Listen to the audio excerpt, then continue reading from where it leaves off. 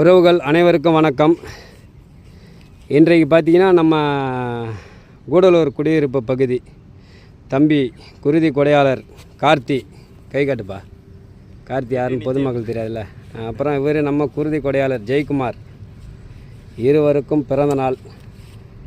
அதுவும் இல்லாமல் கூடுதல் இன்னொரு சிறப்பு இன்றைக்கி என்னன்னாக்கா உலக குருதி கொடையாளர்கள் தினம்.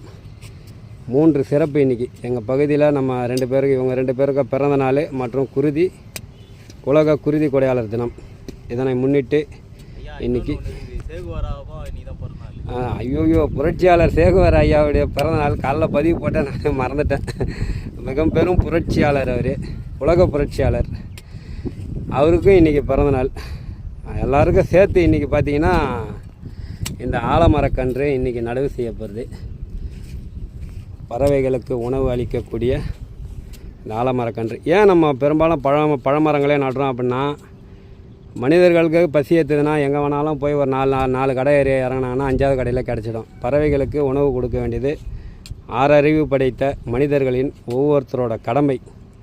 உணவு கொடுக்குறதுனா இந்த மிக்சரு, முறுக்கு இது மாதிரிலாம் கொடுக்கறது கிடையாது. இதெல்லாம் கொடுத்தீங்கன்னா பறவைகள் காலப்போக்கில் அப்புறம் அதை சாப்பிட்டு பழக்கமாகிடுச்சுன்னா அப்போ அந்த தீனிக்கே பழக்கப்பட்டுரும்.